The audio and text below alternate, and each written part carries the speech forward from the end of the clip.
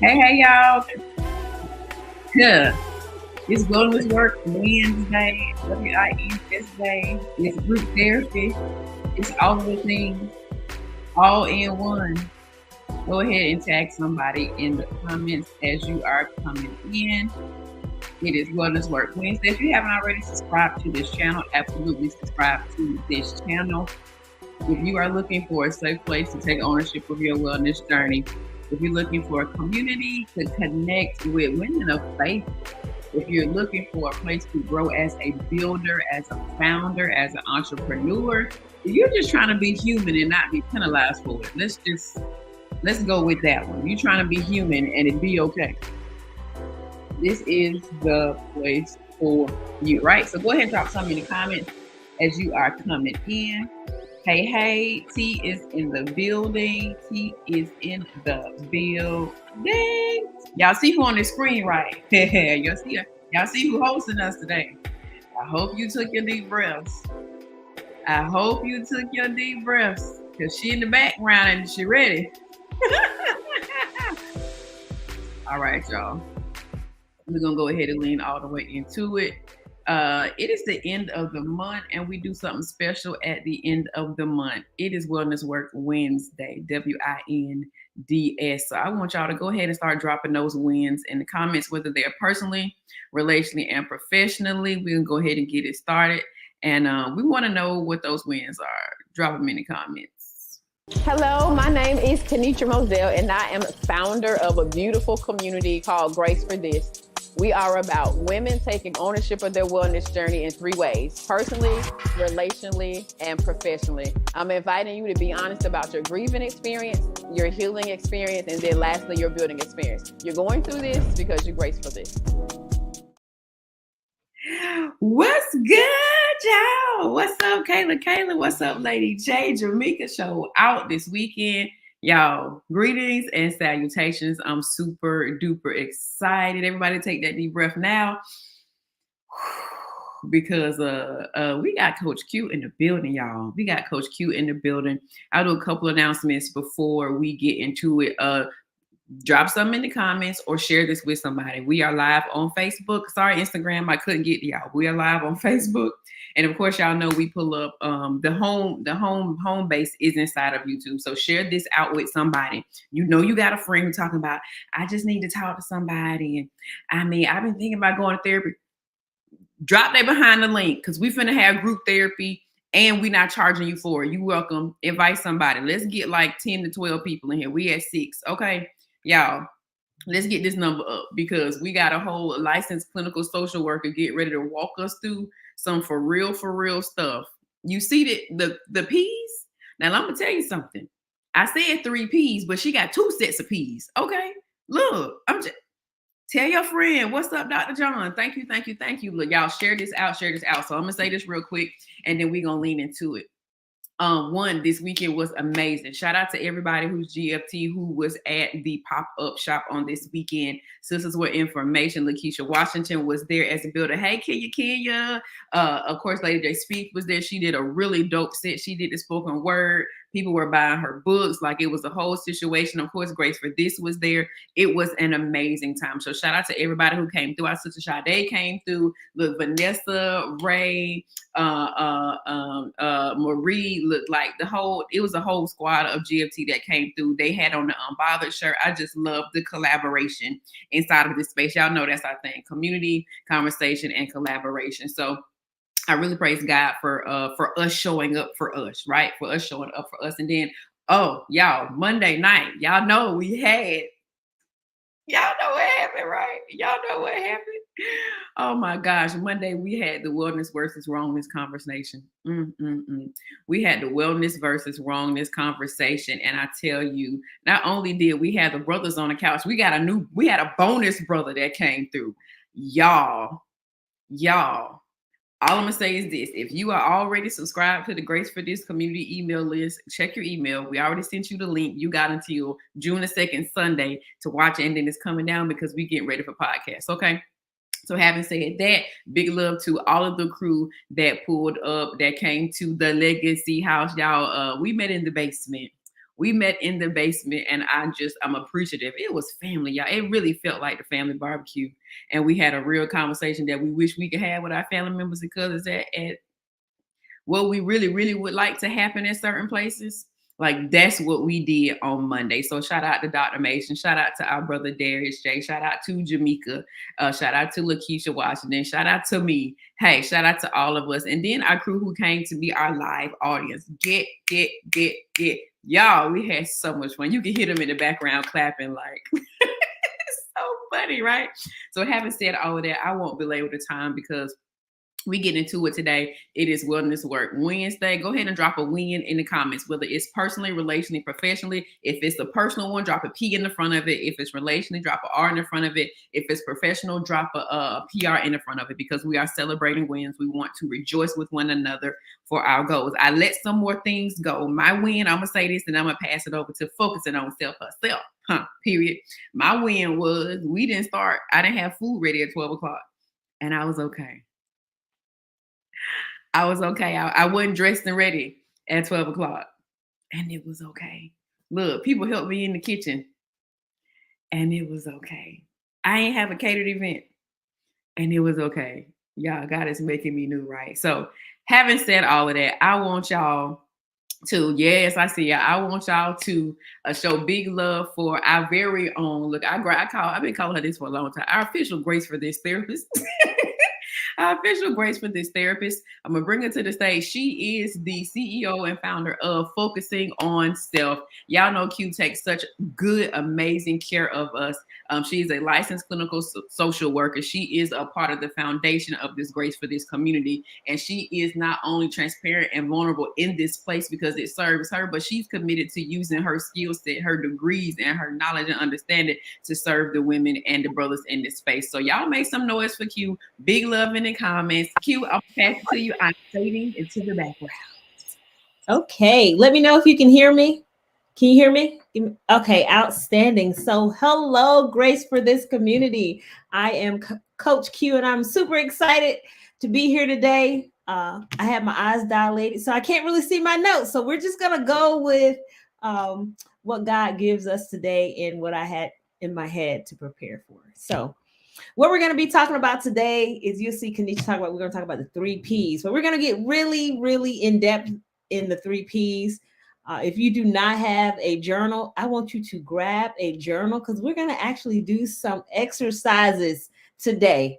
Right? So what I mean by the 3 Ps, I mean those things that get into our way, those unresolved trauma, grief, anxiety, depression, relationship trauma that comes up for us, right? And those 3 Ps are pride, people pleasing, and perfectionism. And I'm going to break those down of how each one is connected and shows us that there are some things about us that are unresolved. And if those 3 things kind of resonate with you, go ahead, grab your journal and let's get to work.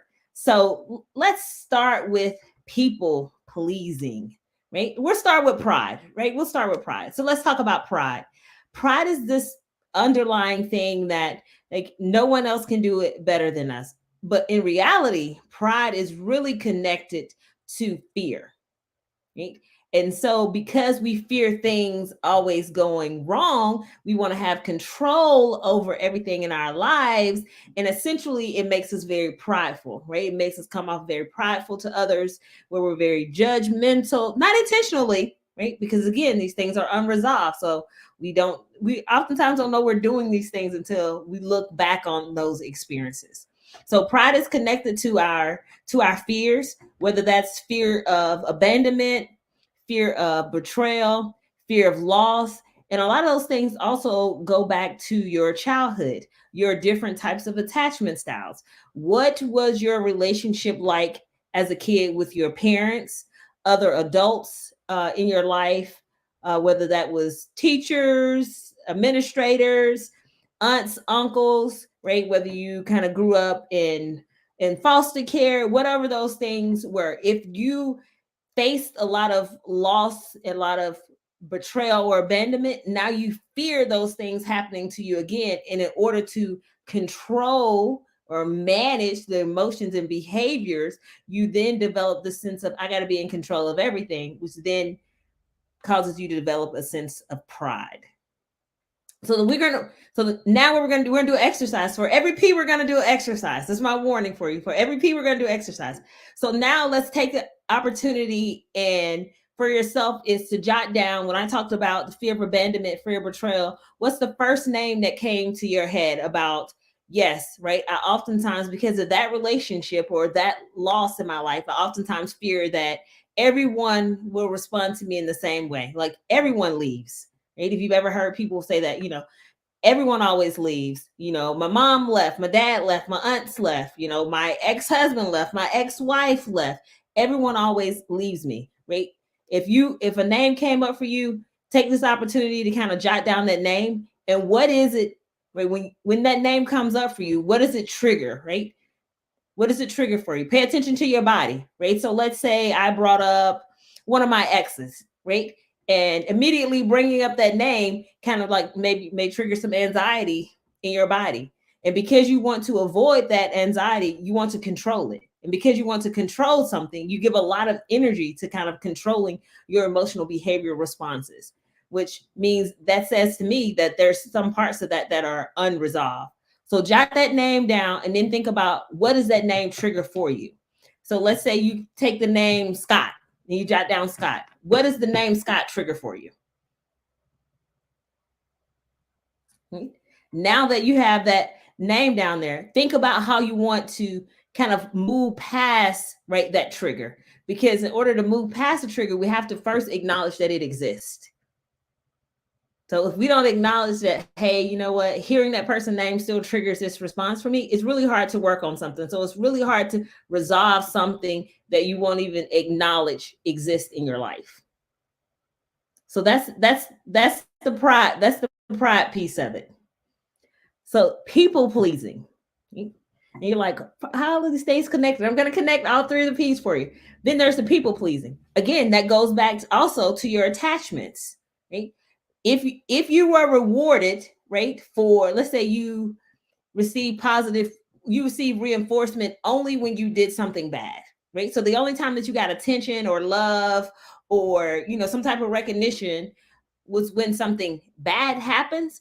Now you realize that, you know what, in order for me to receive some type of emotional response from anyone in my life, then I need to do something, right? So I need to do something that person's even though it may seem like displeasing to that person, the only time you receive love or attention from them was when you did something for them. So now you function from a place of, if I do this, then this happens. If I do this, then this person gives me this. And so now you move throughout your life of, I'm only going to get love, attention, positive reinforcement if I do something that is pleasing to the other person, even if that is displeasing to me or goes against my value system. So let's think about a way, identify one way in which you did something that really went against your value system, but it seemed like it pleased everyone else around you. So for myself, I'll share for myself, as I like to call myself a recovering people pleaser, right? Is that by nature, I'm a giver, right? So this comes very easily for me. But I had to realize that sometimes I wasn't giving because I wanted to give. I was giving because I believed that others expected me to give. And because they expected me to give, I would give. And in return, I would get what I felt like was attention or love or a sense of belonging or security from them. And so then my brain started to function in that way. Okay, well, if I do this, then I'll get this. And that fills one of my basic needs. And so I lived a lot of my life of just people pleasing, but myself being very displeased with those things that went against my values or went against my morals or really didn't serve a healthy purpose in my life. So recovering from people pleasing at first feels like you feel a lot of guilt because you're learning to say no to some things that you've probably always said yes to in your life. And so you feel a lot of guilt, a lot of shame, right? You become disappointed in yourself, right? You perceive that others are disappointed in you, but I like to teach people that others will learn to accept our no. Right? Eventually, they'll become comfortable accepting our no. You have to ask yourself, are you comfortable accepting the no that you're not giving to people? So say no, right? Say no, especially when it goes against your values and goes against your morals, and it's really tied to your fear of abandonment, betrayal, and just wanting to people please. And then perfectionism, right? Again, I like to call myself I'm recovering from a lot of things. I'm very transparent about this. It's perfectionism. When we fear something, most things go back to a root of fear. When we fear something, we behave in a certain way. If I fear that no one else can do something the way that I do it, and the reality is no two people does anything the same way, then I tend to believe that I'm the only person that could do that one thing all the time, which means I exhaust myself trying to be present at everything that is happening, right? Because I don't believe anyone else can do it the way that I can do it. And so I become very demanding, very controlling, right? Because all those things goes back to that initial thing that was driving my pride, is the fear of abandonment, the fear of betrayal, the fear of disappointment, the fear of not feeling loved, the fear of not feeling as if there's a space where you belong, the fear of not feeling safe, whether emotionally, physically, whatever that may be, and the feeling of being insecure. So now, right, I have all of these unresolved things that are happening for me, right? I have all this unresolved trauma, grief, bitterness, anger, and all of those things. And because it's unresolved, now it's making me come off as very prideful, come off as a people pleaser, and come off as someone who's almost perfect. It makes me unrelatable to people. It makes me unrelatable. So let's take about 2 minutes and let's do a quick little journal, right? And ask what are some ways in which my unresolved trauma or grief is presenting itself in my life now. And just take about 2 minutes, right? A minute or two, and be completely honest with yourself, right? About what those ways are that unresolved trauma or grief is presenting itself in your life right now where you are.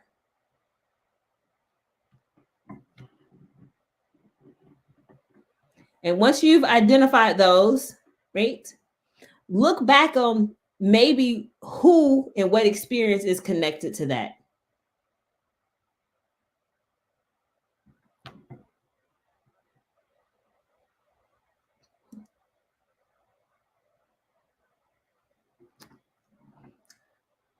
So I like to teach, right, what we call present moment awareness, right?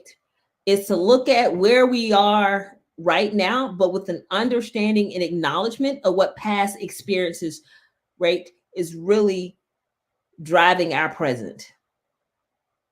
If that makes sense. Because there's things about our past, right, good, bad, and indifferent, that make us who we are right now. But there's also things about our past, good, bad, or indifferent, that makes us the unhealed version of ourselves, that makes us unrelatable to people who God has called us to. And that's important. Otherwise, people receive a version of you that's not authentic, that's not transparent, and definitely not the version of you that God intended for them to see. Of course, the version of you is always changing, but we have to draw awareness to that old version of ourselves to understand who we are in the present, and then to continue to work on who we're supposed to be in the future. So now that we've identified the ways in that our trauma or grief is presenting in our life right now, let's talk about what it looks like as we start to resolve some of this trauma and to start to resolve some of this grief. Now what we see is that it positions us, right? It positions us for different opportunities in our lives. It positions us for different relationships, healthy relationships. It positions us with a different mindset. Lady J says, need more time, got a list. Well, the good thing is you're going to have time at the end of this, right? So it positions us for something very, very differently. Think about the opportunities from the version of you now that you never thought you would ever have. Different things that almost seems like, wow, doors just keep opening and opening and opening. It's now that you're ready, the doors are opening, right? Because when you have things that are unresolved, your sight is different. Your perspective is different. You don't even see things the same. Your language is not even the same. And if you don't think that's accurate, right, talk to some of the closest people in your life and ask them, how do you speak? How the language is different. The words that you're able to give to an experience, or the words that you're able to use to reach a different audience in the now opportunity is different than the language that you gave to opportunities from your past when you had things that were unresolved. Whether those were unresolved relationships. Some of us have unresolved trauma from our parental relationships, things that happen with our parents, right? And we still haven't resolved those, and we've maintained an attachment to them, but it's not a very secure attachment. We feel very anxious in those relationships, or we feel very abandoned, or we feel not seen or not heard in those things. And if that's you, then that means that that's something that, one, you kind of got to give some attention to, and position yourself to now work through those things, so that when you're presented with an opportunity to maybe approach a conversation about those things, your language is not harsh. Your language, it has some empathy and compassion behind it, right? However, right, the language still is able to explain your experiences. So language is important, right? Then it makes us take up a different posture. Our posture is very different when things are resolved in our lives. And what do I mean by our posture?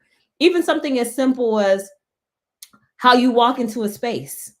Think about when things were unresolved and you felt very insecure. How you walked into a space was different, right? You may have had your head down low. You didn't seem as if you had any confidence. You may not have made eye contact with people. You may have been very standoffish. Right? But now, since you're like, hey, I understand and respect this version of myself in the present, knowing there's still some work for me to do. But when I walk into a space now, right, there's a level of confidence that comes along with my presentation, right? There's my demeanor. My demeanor is different. My engagement is very different. And again, right, how I speak is different.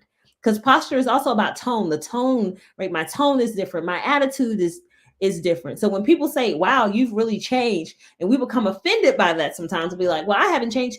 You absolutely should have changed. If you've resolved some trauma and some grief, there should have been a change that happened internally. There's an internal change that happened, and whatever happens internally manifests externally. So think about it like changing your diet, right?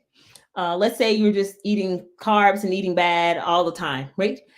If you pay attention to, right, like the outside version of yourself, when you're not feeding your body properly, your skin will change, the texture of your hair changes, there may be some discoloration in your eyes. But when you change your diet, you're like, oh, I'm gonna eat more fruits and vegetables, I'm gonna drink more water, right? Externally, things clear up. It's the same thing when you start processing stuff, right? There's a physiological change that happens also, right? When we feel differently physically, then again, right, our posture is also different. We may sit up straight, right? Because now we have some energy, we got some momentum behind what we're doing.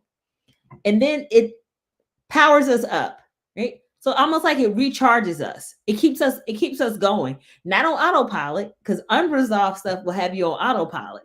But it powers us up where we have the bandwidth to get up and do the things that God has called us to. We have the bandwidth to get up and walk, right, in our purpose. We have the bandwidth to continue to seek God and ask Him for the plan for our lives, and not just rely on our own strength. Right? There's like a fire that burns inside of you, right? And it just keeps burning. And people ask, I don't even understand. How do you get all of these things done? How are you doing this and doing this and doing that? And you can't explain it. It's almost like you're like, I don't even know how I have the strength to do those things. You have the strength to do those things because you resolved the old version of yourself that held you hostage, right? That created barriers for you and kept opportunities away. And now you're in the present version of yourself, right? Which has worked through, you no longer carry the same bitterness, the same anger. Right? How you carry your trauma is differently. You're still working through your trauma, but the how you carry it is differently. It doesn't weigh you down, right? You're not, struggling with it, dragging it down the road, and it's still, all these bags behind you. You're taking the time and you're like, I'm gonna work through one thing at a time. So now, right? So we understand the 3 P's that present when there's unresolved trauma and grief, the 3 P's that present when they're resolved trauma and grief. But let's be real about how do we even get there, right? How do I take up a new position, take up a new posture? How do I get some power behind me? How do I even truly get there besides just talking about it? One thing that we've got to do is I always tell people, acknowledge it. Acknowledge things of your past. Acknowledge that they really did hurt. Right? And also don't be afraid that in the acknowledgement, you've got to acknowledge that you got to let go of some people and you got to let go of some things. You got to let go of some thoughts about yourself, some thoughts about others, some thoughts about the world. And so there's a lot of letting go. You've got to accept that a new version of you will present itself. And that new version of you may not know them. You may not even recognize them. That new version of yourself may even scare you a little, right? Because it's so foreign to you. Because the only version of yourself that you ever knew was the unhealed version of you. And then you've got to commit to staying the course even when it's hard. Right? So you've got to acknowledge it. You've got to commit to staying the course, and you got to believe that things are going to change, that things are going to be different, and that's going to be okay. It is okay for us to lose the same some connections that we have that are our past. Right? So everything from our past cannot travel with us in the present or in the future. Imagine if you still had clothes in your house from when you were 16 years old. 1, how much space would that take up in your life? And 2, how relevant is it? Right? Something that you wore when you were 16, now you want it as an adult, right? It's not as relevant. It's the exact same thing with our trauma and grief that we hold. That it holds a different space in our life as we start to work on a new version of ourselves, as we transform, right? We really do become a new creation when we're transformed. We are new, right? From the inside, from the outside, we're all new. Next journal exercise, right? So that list that we were making, I want you to strike through some of those, things or names that came up for you, or you're like, that may be something that I'm going to have to let go of if I'm really going to be a new version of myself in the present and in the future. I know letting go is hard. We oftentimes don't talk about letting go, right? And the how to let go. So how to let go of those things that you're drawing that line to doesn't always mean I'm going to cut you off and I'm going to ghost you, right? Sometimes it means like, hey, you know what? I got to have a boundary, right? So in this relationship, I've got to have a boundary. Maybe I only talk to you like once a month, right? Because when I see your name or number come on my phone, I get immediately anxious and it brings up things from my past very quickly. Or you keep talking about the old version of me and you won't accept the new version of me. So I may have to limit our conversation.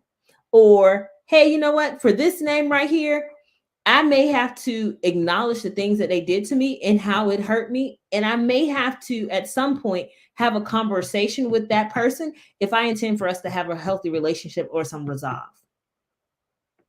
So letting go, creating boundaries, right? Acknowledging what the barriers are in those relationships, in those situations. Right? Being willing to accept that things are just going to be different. And different's not always bad, right? Different is good. Different is healthy. And then create an action plan of how you're going to do it. Right? It doesn't have to be a plan that, you don't need everybody's buy-in on the plan, because that's people pleasing. You don't need everybody's buy-in on the plan. You need God's buy-in and your buy-in on the plan. And now that you have the plan, be like, okay, when do I want to start? When do I want to start? Because it's always going to be about, 1, looking at things of the past, but focusing on things in the present, but not too far into the future, right? And everything goes back to, what is the version of us that God wants to use? right? That is what's the version of me that I want to show the world. What is the version of me that God wants to use in this space with these new opportunities, right? That's the important things. I agree, Dr. Mason. Sometimes we just gotta write stuff out and burn the notes. It's okay to set some fire to some things.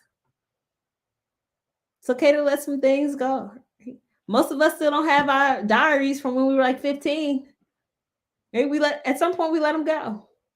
When something's no longer realistic in our lives and no longer works where we are, we have to acknowledge that there's a period in which we have to let those things go. So if you notice the three pride showing up in your life, people pleasing or perfectionism, give attention to that and say, okay, God, what are the things that I have not resolved in my life? What's the unresolved trauma, the unresolved grief? And now that I'm working through those things, how do you want to position me? What posture do you want me to take up?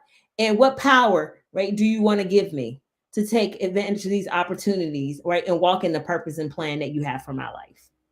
So I want to encourage you to continue to journal about these things, being transparent, being honest.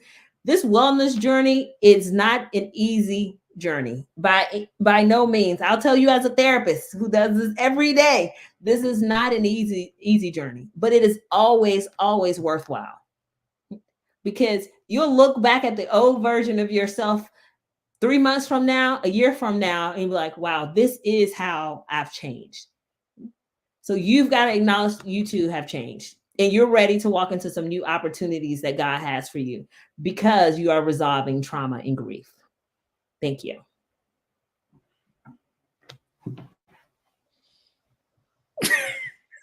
These are my words. Oh my God. I kid y'all not. So what I see in my head is that clip, and this might be an age thing, but I think just in Black culture, we all know that scene in what's the movie with the 4 Black women and they talking about relationships? Now I set it off with Angela Bassett and Whitney Houston. Is that Waiting to Exhale? Waiting to Exhale. No, it ain't Waiting to Exhale. I'm terrible at movies. Let me go to the comments. Y'all gotta hear. I think it's Waiting to Exhale. Shoot, baby. That movie, right? Thank you. Waiting to Exhale. You said Dr. Mason started it always. Some stuff you need to burn. And when you said there's some stuff some things you need to let burn up, I saw her walking away from that car. From the car, burn up the car. There's some things in our life, y'all. Y'all drop some love. Yes, Stella got a groove back, but it definitely was. There are some things that we need to let burn up, y'all. Oh my gosh. We use our energy running back and forth with buckets of water while the other person standing there with a match, just throwing it on there, heaping in wood, and we are exhausting ourselves with the water. Yeah. And they try to make things bigger. I think I was listening to a sermon, this series called Let Me Reintroduce Myself by Pastor John Hanna and his co-pastor out of Chicago. And one of the things that kept resonating with me that I kept hearing was that is where you come from. People won't recognize the new version of you, right? So people that knew you in the past won't recognize the new version of you. And that's okay. All you need to do is reintroduce yourself.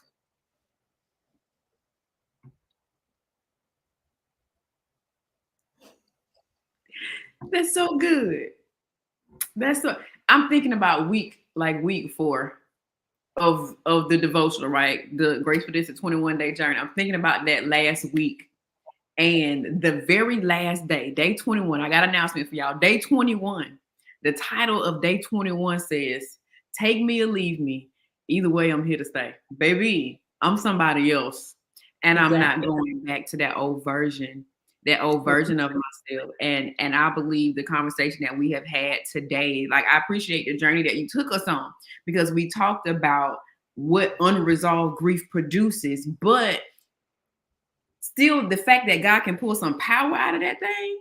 Like, you look at where you're positioning yourself now. Look at how you're posturing yourself. And if you're aware of your position and your posture and your power, when your position, your posture, and your power changes, you realize and you can start meeting that new version of your own self, because you can't introduce yourself to somebody if you're not aware of her.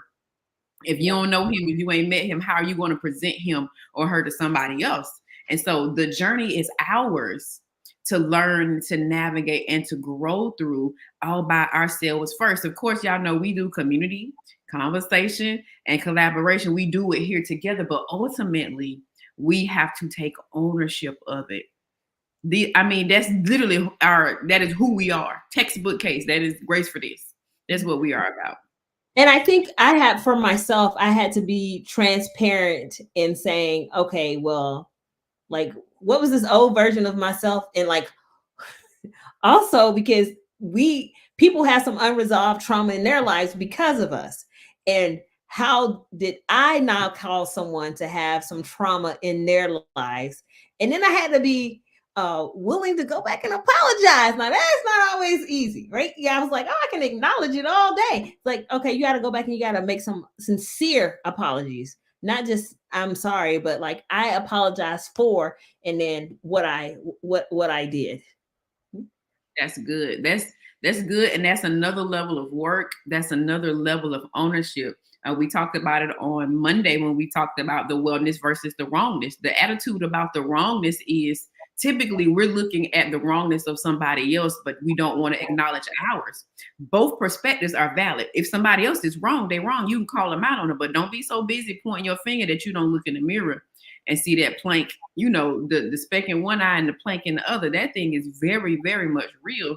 And you just gave us, I almost said y'all, but I'm going to say us. She just gave us some more homework, right? You just gave us some more homework. Because being able to give a sincere apology is what makes a difference. A sincere apology allows for reconciliation, and God is a God of reconciliation. So no, you don't have to live with things the old way. And understand that my apology doesn't mean that I want to resolve that relationship with someone, right? Or I'm thinking that my apology is an immediate resolution for them. It means that I am doing what God told me to do by going and apologizing, hoping that would now open up the door for that person to begin their own healing journey. Right? Because sometimes we think I'm gonna apologize. Well, that should have resolved it. It's like, no, that person still needs to move through their own healing and their own wellness journey. And you can't do that for that individual. And your apology may just be the catalyst that jumpstarts the wellness journey. That's good. Ooh, we like being a catalyst. Hey, there's so many catalysts. Look, having said that, one of the points that I wrote down in the midst of all these lists and things that we have was choose a start date. Oh, that's a good one. Y'all write in the comment, choose a start date. Choose a start date, because we got something for y'all. And God loves y'all because he rearranges itineraries and agendas and calendars and things. And I love that Q said that. So we're going to do this right here together, right? We're going to do this right here together. We are growing. The community is growing. I'm so glad. I'm so grateful. So I want to let y'all know that the next Growing Through Grief 21-day challenge will start on June the 10th. You heard me? June the 10th, you can go to graceforthis.net right now. Right now. You can go right now and go ahead and sign up. We are going to do this 21 days together, right? We're taking ownership of whatever the grief is. We are identifying where it is coming from, and we're giving ourselves permission to be human in our journey and our experience. I know we've got some of the crew in the comments who have been through the first class of the Growing Through Grief Challenge. We had one sister who went through it last month, but we are going to do this thing together again. And guess what? Y'all saw what Q just did? Y'all saw what she just did? There is a group therapy session inside of that 21-day journey. So y'all will have more time. Q will lead you through a session. We'll have more time for your journaling and your writing, because we're really committing to having the conversation, but also equipping. It's really about equipping. And one of the things about Jesus and therapy is that you need tools. Like there's tools that God gives us, like in the scripture, and we got our prayer books and different things. But there's also tools that you get inside of therapy that equip you to be better as a human being. Q, what would you like to add to the group therapy, or just the experience that we had when we did it from January to February? You know, I'll start by saying I haven't always been like as transparent and authentic as I am in this version of myself. Um, I think that's was like, you know, and I think we talk about that a lot, Kenitra. And of the how of we got here is understanding that one, that I had to start somewhere. Right? There had to be a start point, and that I had to go through a process, which means that I had to have some challenges, some obstacles. I had to do some acknowledgement in the process, and then I had to understand that it's going to get me somewhere, right? And I think that we look for a final like destination of like, where is this finally going to take me? Let me get to the end really quickly. Is that to understand that sometimes the end just like keeps moving further and further away because other stuff keeps coming up in the middle, right? And you're like, oh, I thought I worked through that. And you're like, oh, okay, you worked through this part of that. Maybe you did 1A, but then there's like a 1B and a 1C and a 1D. And you're like, so to just say, hey, you know what, there's not like a final like destination for like, be like, you know what, I am completely well at this point. I don't have anything else to work on. If you ever get there, then you're way too prideful, right? You've placed yourself way too far above God to think that you're at this final version of yourself, and that version needs no work, right? Because we'll always be a version of ourselves that needs work. Where we're doing the work at looks is different, but we're still doing some work. And so just to be patient with yourself and forgiving of yourself, patient and just and forgiving, and have some empathy and compassion for yourself. That's probably the most significant things I've learned as I've kind of gone through the grief journey of grieving various things in my life, right? The old version of me, you know, grieving this version of me that, you know, the world and everyone else thought I should be or was. And, you know, just grieving of like these narratives in my head that I had created about, you know, who I like, oh my God, this is the person who I should be because I came from this family and I did this and I had these experiences. Like this is the version, just, I mean, because we grieve a lot of things. Grieving relationships is that I just learned that, right, there's a start date, right?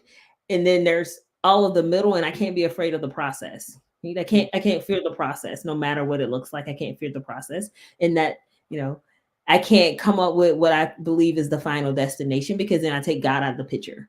And so I don't want to ever kind of create a definitive final destination because I take God out of the picture, and just be willing to continue to walk through that and just continue to grow and continue to heal. That's work good. toward being well. That's good. All right, y'all. Look, so she said choose a start date.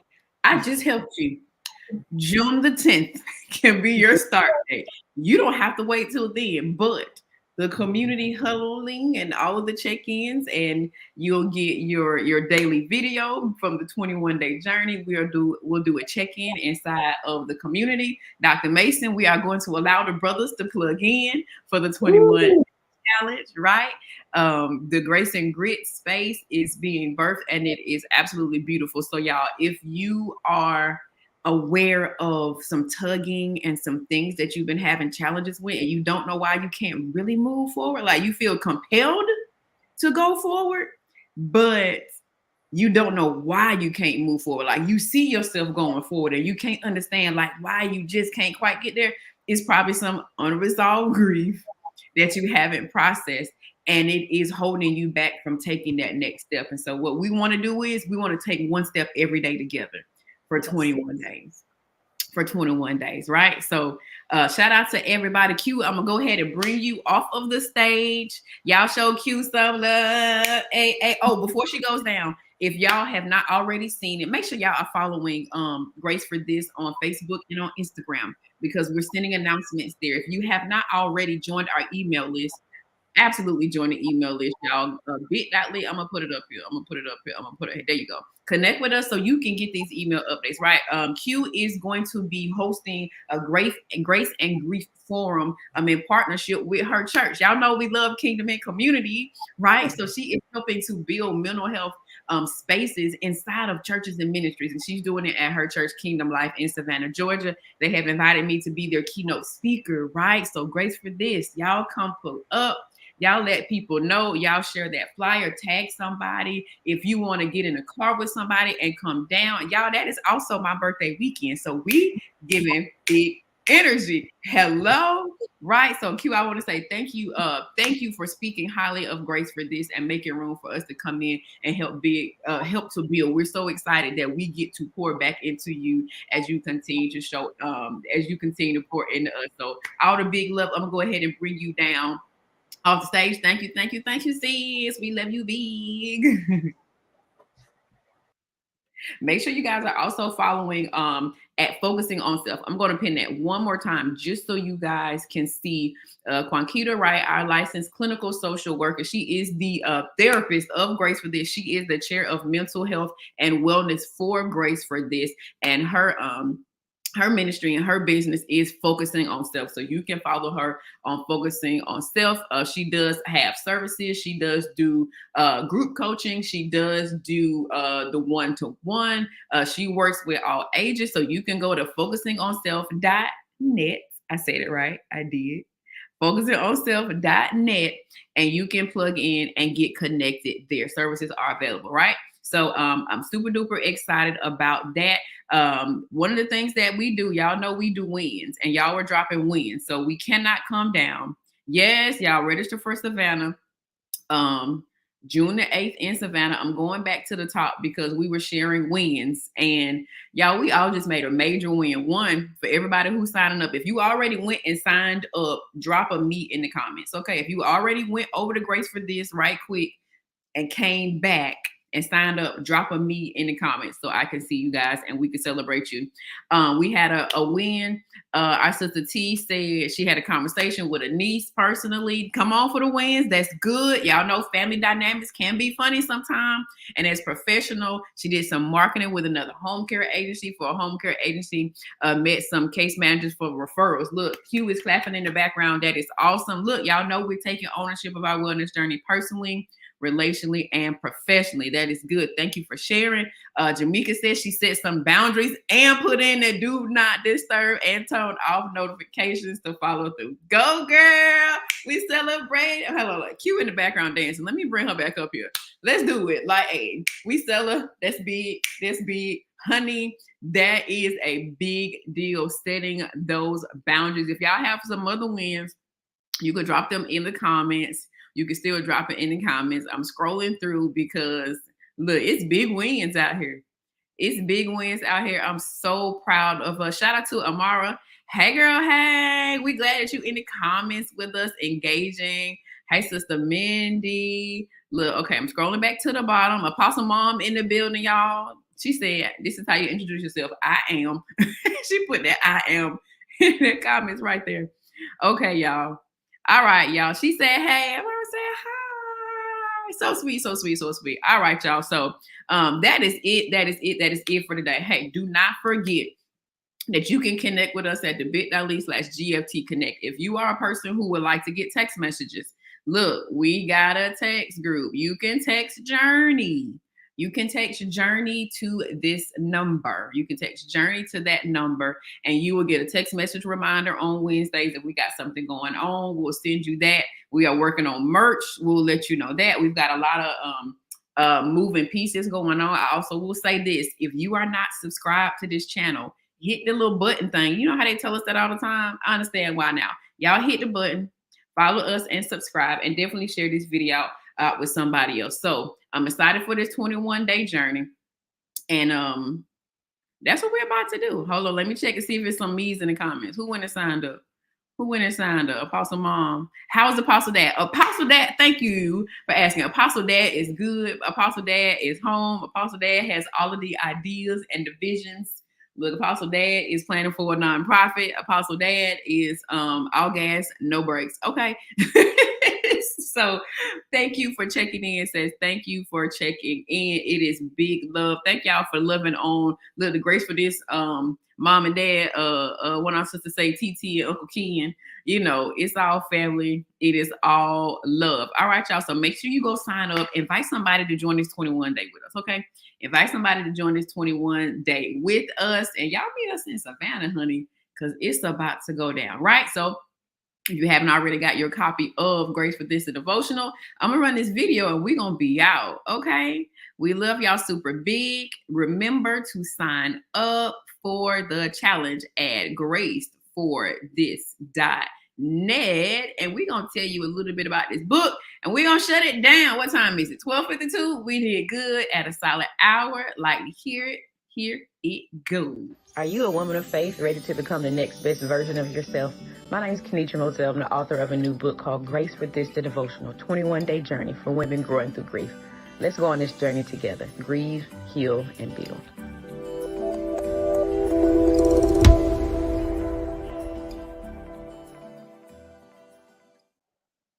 We love you big.